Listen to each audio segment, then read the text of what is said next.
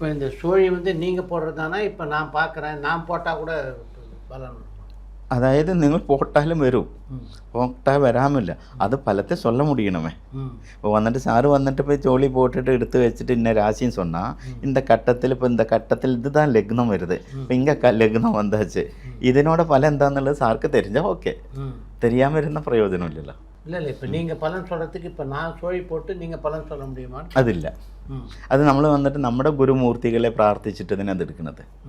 അപ്പോൾ നമ്മൾ വന്നിട്ട് നമ്മുടെ ധർമ്മദൈവങ്ങളെ, നമ്മുടെ കുലദൈവങ്ങളെ, നമ്മുടെ കാരണവന്മാരൊക്കെ പ്രാർത്ഥിച്ചിട്ട് தான் ഈ വാർത്തകൾ നമുക്ക് അടുത്തവനക്ക് നല്ലത് വരണം എന്ന് നനച്ചിട്ട് എടുക്കറേ. അതേമാതിരി നമ്മുടെ വാക്കുകൾ നമുക്ക് ശോഭിച്ച് വരണം എന്നുള്ളത് നമ്മൾ പ്രാർത്ഥിച്ചിട്ട് എടുക്കറേ.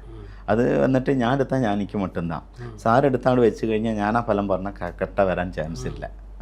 പിന്നെ സാർക്ക് വരില്ല എവിടെ വരുമ്പോൾ നമ്മളിപ്പോൾ ഒരു ശിഷ്യനെ കൂടെ വെച്ചിരിക്കുന്നത്, ഒരാൾക്ക് തൊഴിൽ ചൊല്ലി കൊടുത്തിട്ടിരിക്കറേ. അപ്പോൾ നമ്മളൊരു മുടിയാമ പടുത്തിട്ടിരിക്കുന്നതെന്ന് വെച്ചാൽ ജോത്സ്യരെ വന്നിട്ട് ഇപ്പോൾ ശിഷ്യനെ കൊണ്ട് എടുത്ത് വെച്ച് നമ്മൾ ചൊല്ലി കൊടുക്കുന്നത് തന്നെയാണ്.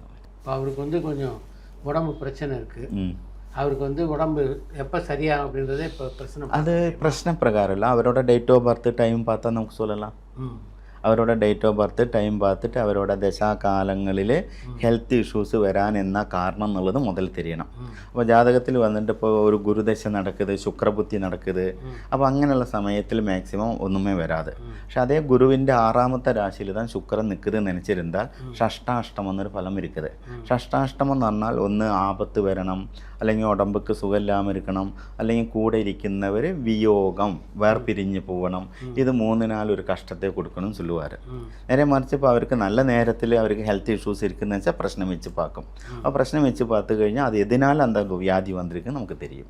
അപ്പോൾ ആ വ്യാധിക്ക് അത് എതിനാലേ എന്നുള്ളതിന് അതിൻ്റെ പ്രതിവിധി അതിനുള്ള പരിഹാരം മീൻസ് നമുക്കിപ്പോൾ ട്രീറ്റ്മെൻ്റ് ആണെങ്കിൽ ട്രീറ്റ്മെൻറ്റ് ചെയ്യണം, അല്ലെങ്കിൽ വേണ്ടതിൽ വെച്ചിരുന്നാൽ വേണ്ടതിൽ തീർക്കണം. അന്തമാതിരി എത്ര வருடமாக நீங்கள் ஜோதிடம் பார்க்குறீங்க? വയസ്സെന്ന് പറഞ്ഞു കഴിഞ്ഞപ്പോൾ എനിക്ക് 53 കഴിഞ്ഞ് 54, ഇപ്പോൾ മാർച്ച് 28 വരുത്. ചിന്ന വയസ്സിലിരുന്ന്, അതായത് ഒരു 5ാം ക്ലാസ് 6ാം ക്ലാസ് മുതൽ അപ്പ കൂടെ അത് പ്രാക്ടീസ് தான். എന്നുവെച്ചാൽ എங்கே പോണാലും അപ്പ കൂടെ കൂട്ടി പോവും, അങ്ങനെയുള്ള പ്രാക്ടീസ് தான். ഒരു 10th முடிச்சதுக்கு அப்புறம் தான் ഒരു സംസ്കൃത വിദ്യാപീഠം എന്ന് പറഞ്ഞിട്ട് കോഴിക്കോട്, അപ്പോൾ 14 വയസ്സുക്ക് മേലെ വിദ്യാപീഠം ഒരു 5 വർഷം അங்கே പഠിച്ചത്. അതുക്കപ്പുറം വന്നിട്ട് ഒരു 3-4 വർഷം പിന്നെ കുറച്ച് പ്രാക്ടീസ് അപ്പാ കൂടെ ഇരുന്നത്. അപ്പോൾ മാക്സിമം 10 കഴിഞ്ഞാൽ നമുക്കൊരു 35 വർഷത്തിൻ്റെ എക്സ്പീരിയൻസ് കണ്ടിപ്പായിരിക്കും.